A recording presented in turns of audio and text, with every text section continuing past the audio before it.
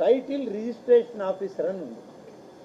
Title registration officer అంటే మన అందరికీ తెలుసు, మన ఆస్తిని మనం అమ్మినా కొన్నా లేకుంటే వారసులకు ఇచ్చిన రిజిస్ట్రేషన్ దాఖలా చేస్తాం.